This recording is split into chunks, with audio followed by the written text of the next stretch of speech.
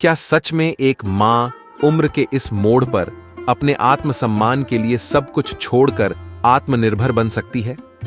जब बेटे बहू ने उसे एक बोझ समझ लिया, तब उसने जो कदम उठाया वह न केवल उन्हें सबक सिखाने के लिए था, बल्कि खुद को फिर से पहचानने के लिए भी था।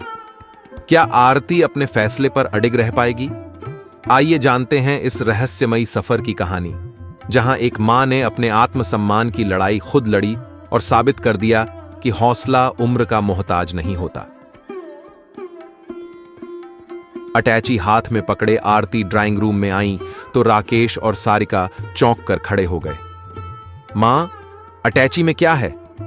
राकेश ने माथे पर बल डालकर पूछा। फ्रिक मत कर, इसमें तेरी बहू के जेवर नहीं, बस मेरा कुछ जरूरी सामान है, आरती ने उखड़े लहजे में जवाब दिया। किस बात पर गुस्सा हो?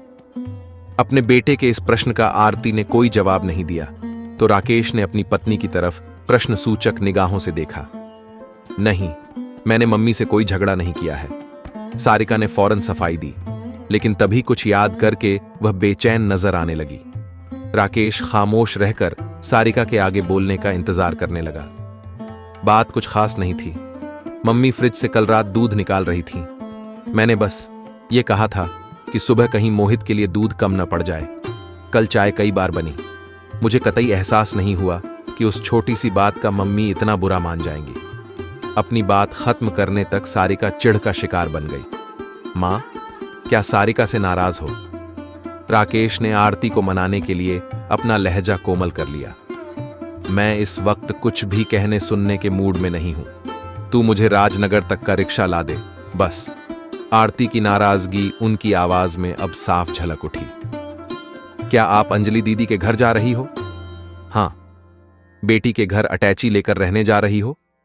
राकेश ने बड़ी हैरानी जाहिर की। जब इकलौते बेटे के घर में विधवा मां को मान सम्मान से जीना नसीब न हो तो वह बेटी के घर रह सकती है। आरती ने जिद्दी लहजे में दलील दी। तुम गुस्सा थूक दो मां, मैं सारिका को डांटूंगा। नहीं, मेरे सब्र का घड़ा अब भर चुका है, मैं किसी हाल में नहीं रुकूंगी। कुछ और बातें भी क्या तुम्हें परेशान और दुखी कर रही हैं? अरे, एक दो नहीं बल्कि दसियों बातें हैं। आरती अचानक फट पड़ी। मैं तेरे घर की इज्जतदार बुजुर्ग सदस्य नहीं, बल्कि आया और मेहरी बनकर रह गई हूं। मेरा स्वास्थ्य अच्छा है तो इसका मतलब यह नहीं कि तुम मेहरी भी हटा दो। मुझे मोहित की आया बनाकर आए दिन पार्टियों में चले जाओ। तुम दोनों के पास ढंग से दो बातें मुझसे करने का वक्त नहीं है।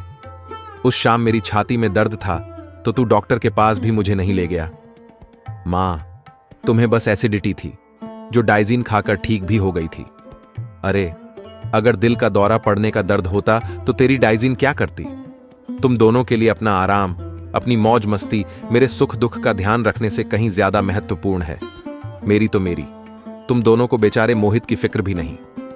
अरे, बच्चे की सारी जिम्मेदारियां दादी पर डालने वाले तुम जैसे लापरवाह माता पिता शायद ही दूसरे होंगे। आरती ने बेझिझक उन्हें खरी खरी सुना दी। मम्मी, हम इतने बुरे नहीं हैं जितने आप बता रही हो। मुझे लगता है कि आज आप तिल का ताड़ बनाने पर आमादा हो। सारिका ने बुरा सा मुंह बनाकर कहा। अच्छे हो या बुरे, अब अपनी घर गृहस्थी तुम दोनों ही संभालो। मैं आया का इंतजाम कर लूं, फिर आप चली जाना। जब तक आया न मिले तुम ऑफिस से छुट्टी ले लेना। मोहित खेल कर लौट आया तो मुझे जाते देखकर रोएगा। चल, रिक्शा करा दे मुझे। आरती ने सूटकेस राकेश को पकड़ाया और अजीब सी अकड़ के साथ बाहर की तरफ चल पड़ी। पता नहीं मां को अचानक क्या हो गया, ये जिद्दी इतनी है कि अब किसी की कोई बात नहीं सुनेंगी। बड़बड़ाता हुआ राकेश अटैची उठाकर अपनी मां के पीछे चल पड़ा। परेशान सारिका को नई आया का इंतजाम करने के लिए अपनी पड़ोसनों की मदद चाहिए थी। वह उनके घरों के फोन नंबर याद करते हुए फोन की तरफ बढ़ चली। करीब आधे घंटे के बाद आरती अपने दामाद संजीव के घर में बैठी हुई थी। अपनी बेटी अंजलि और संजीव के पूछने पर उन्होंने वही सब दुखड़े उन्हें सुना दिए जो कुछ देर पहले अपने बेटे बहू को सुनाए थे। आप वहां खुश नहीं हैं, इसका कभी एहसास नहीं हुआ मुझे। सारी बातें सुनकर संजीव ने आश्चर्य व्यक्त किया। अपने दिल के जख्म जल्दी से किसी को दिखाना मेरी आदत नहीं है संजीव। जब पानी सिर के ऊपर हो गया तभी अटैची लेकर निकली हूं। आरती का गला रुंध गया। मम्मी, ये भी आपका ही घर है, आप जब तक दिल करे यहां रहें। सोनू और प्रिया नानी का साथ पाकर बहुत खुश होंगे। संजीव ने मुस्कुराते हुए उन्हें अपने घर में रुकने का निमंत्रण दे दिया। यहां बेटी के घर में रुकना मुझे अच्छा। मां, बेकार की बातें मत करो। अंजलि ने प्यार से आरती को डपट दिया। बेटा बेटी में यूं अंतर करने का समय अब नहीं रहा है। जब तक मैं उस नालायक राकेश की अक्ल ठिकाने न लगा दूं, तब तक तुम आराम से यहां रहो। बेटी, आराम करने के चक्कर में फंसकर ही तो मैंने अपनी यह दुर्गति कराई है। अब आराम नहीं, मैं काम करूंगी। आरती ने दृढ़ स्वर में मन की इच्छा जाहिर की। मम्मी, इस उम्र में क्या काम करोगी आप, और काम करने के झंझट में क्यों फंसना चाहती हो? संजीव परेशान नजर आने लगा। काम मैं वही करूंगी जो मुझे आता है। आरती बेहद गंभीर हो उठी। जब अंजलि के पापा इस दुनिया से अकस्मात चले गए, तब यह 8 और राकेश 6 साल के थे। मैं ससुराल में नहीं रही, क्योंकि मुझ विधवा की उस संयुक्त परिवार में नौकरानी की सी हैसियत थी।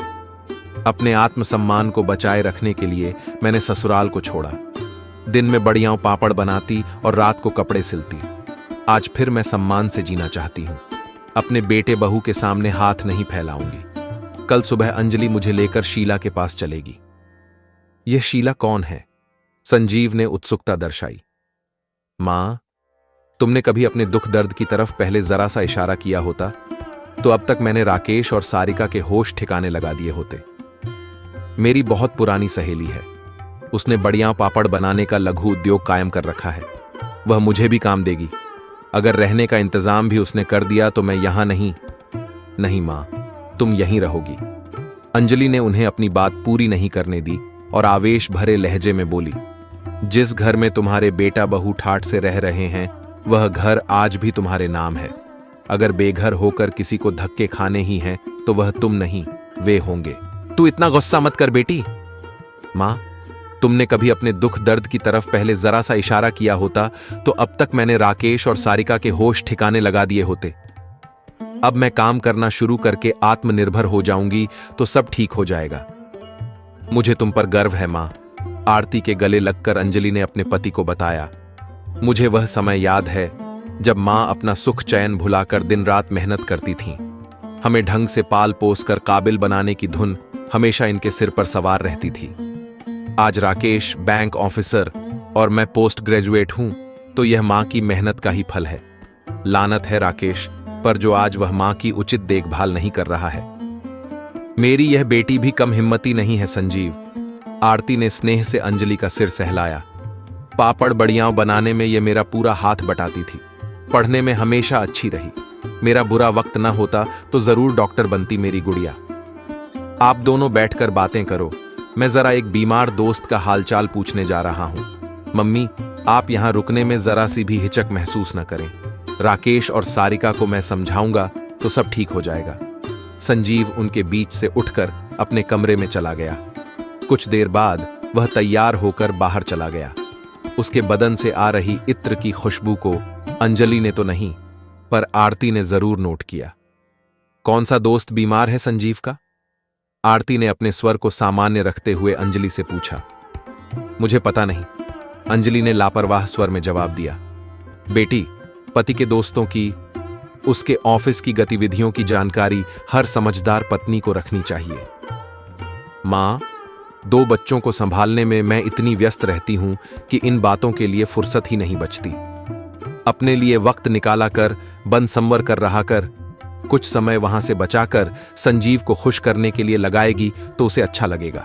मैं जैसी हूं, उन्हें बेहद पसंद हूं। मां, तुम मेरी फिक्र न करो और यह बताओ कि क्या कल सुबह तुम सचमुच शीला आंटी के पास काम मांगने जाओगी? अपनी आंखों में चिंता के भाव लाकर अंजलि ने विषय परिवर्तन कर दिया था। आरती काम पर जाने के लिए अपने फैसले पर जमी रही। उनके इस फैसले का अंजलि ने स्वागत किया। रात को राकेश और सारिका ने आरती से फोन पर बात करनी चाहिए, पर वह तैयार नहीं हुई। अंजलि ने दोनों को खूब डांटा। सारिका ने उसकी डांट खामोश रहकर सुनी, पर राकेश ने इतना जरूर कहा, मां ने कभी पहले शिकायत का एक शब्द भी मुंह से निकाला होता तो मैं जरूर कार्रवाई करता। मुझे सपना तो नहीं आने वाला था कि वह घर में दुख और परेशानी के साथ रह रही है। उन्हें घर छोड़ने से पहले हमसे बात करनी चाहिए थी। अंजलि ने जब इस बारे में मां से सवाल किया तो वह नींद आने की बात कह सोने चली गईं। उनके सोने का इंतजाम सोनू और प्रिया के कमरे में किया गया था। उन दोनों बच्चों ने नानी से पहले एक कहानी सुनी और फिर लिपट कर सो गए। आरती को मोहित बहुत याद आ रहा था, इस कारण वह काफी देर से सो सकी थी। अगले दिन बच्चों को स्कूल और संजीव को ऑफिस भेजने के बाद अंजलि मां के साथ शीला से मिलने जाने के लिए घर से निकली थी। शीला का कुटीर उद्योग बड़ा बढ़िया चल रहा था। घर की पहली मंजिल पर बने बड़े हॉल में 15-20 औरतें बढ़िया पापड़ बनाने के काम में व्यस्त थीं। वह आरती के साथ बड़े प्यार से मिली। पहले उन्होंने पुराने वक्त की यादें ताजा कीं। चाय नाश्ते के बाद आरती ने उन्हें अपने आने का मकसद बताया तो वह पहले तो चौंकी और फिर गहरी सांस छोड़कर मुस्कुराने लगी।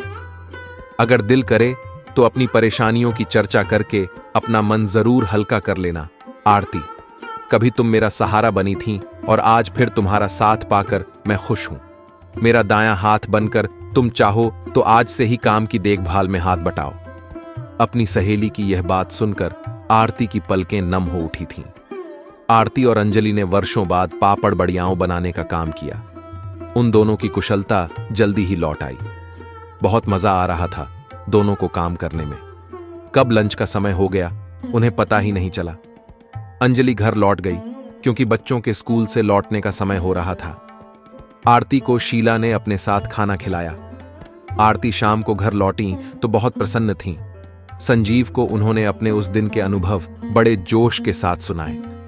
रात को 8 बजे के करीब राकेश और सारिका मोहित को साथ लेकर वहां आ पहुंचे। उनको देखकर अंजलि का पारा 7वें आसमान पर चढ़ गया। बड़ी कठिनाई से संजीव और आरती उसके गुस्से को शांत कर पाए। चुप होते होते भी अंजलि ने अपने भाई व भाभी को खूब खरी खोटी सुना दी थी। मां, अब घर चलो। इस उम्र में और हमारे होते हुए तुम्हें काम पर जाने की कोई जरूरत नहीं है। दुनिया की नजरों में हमें शर्मिंदा कराकर तुम्हें क्या मिलेगा? राकेश ने आहत स्वर में प्रश्न किया।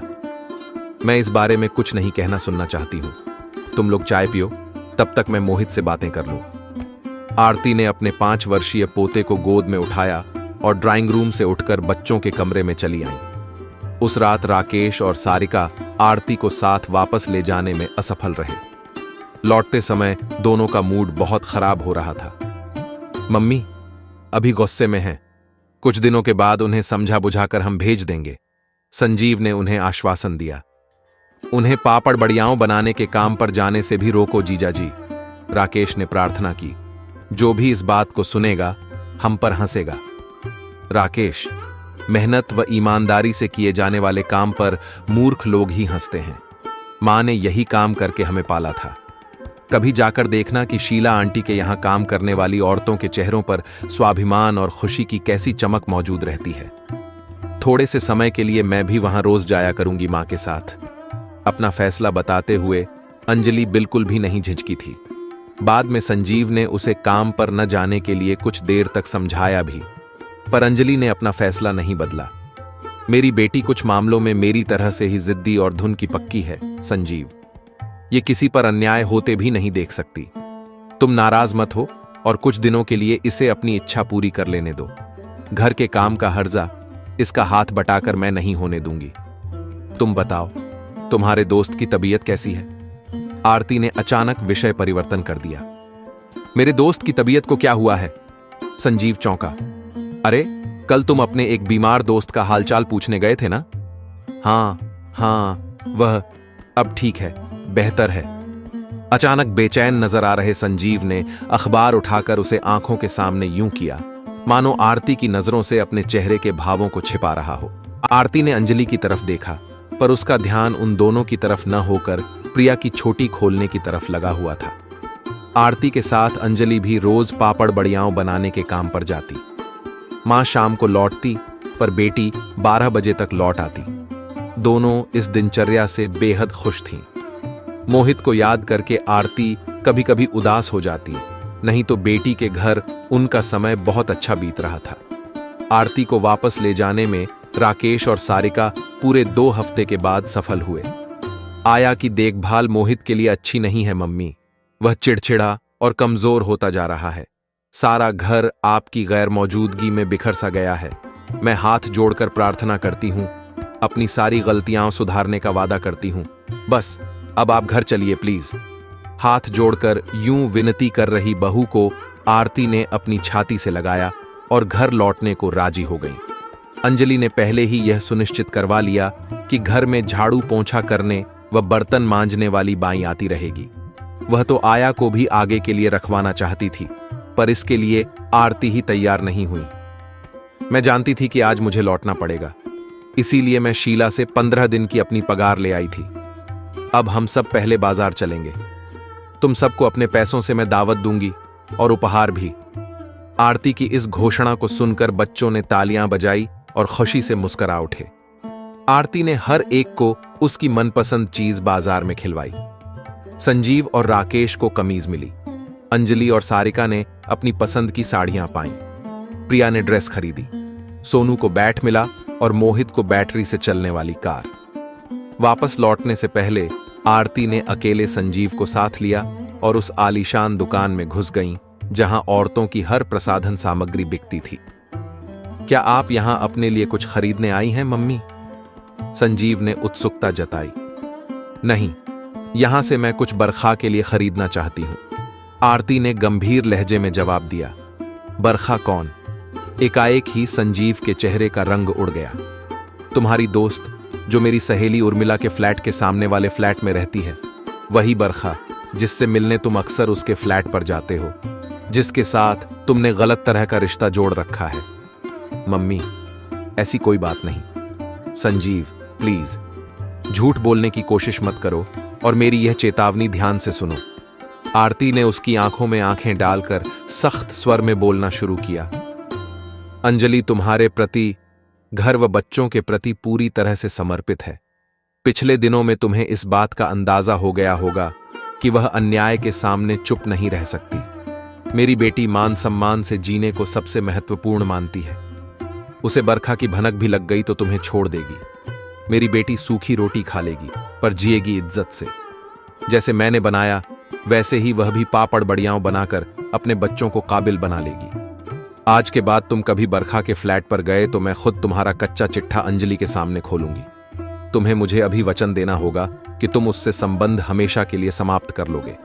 अगर तुम ऐसा नहीं करते हो तो अपनी पत्नी व बच्चों से दूर होने को तैयार हो जाओ। अपनी गृहस्थी उजाड़कर फिर खूब मजे से बरखा के साथ मौज मस्ती करना। संजीव ने कांपती आवाज में अपना फैसला सुनाने में ज्यादा वक्त नहीं लिया। मम्मी, आप अंजलि से कुछ मत कहना। वह खुददार औरत मुझे कभी माफ नहीं करेगी। गुड, मुझे तुमसे ऐसे ही जवाब की उम्मीद थी। आओ बाहर चलें। आरती एक तीर से 2 शिकार करके बहुत संतुष्ट थीं। उन्होंने घर छोड़कर राकेश व सारिका को अपना महत्व व उनकी जिम्मेदारियों का एहसास कराया था। साथ ही अंजलि के व्यक्तित्व की कुछ विशेषताओं से संजीव को परिचित कराकर उसे सही राह पर लाई थीं। उनका मिशन पूरी तरह सफल रहा था।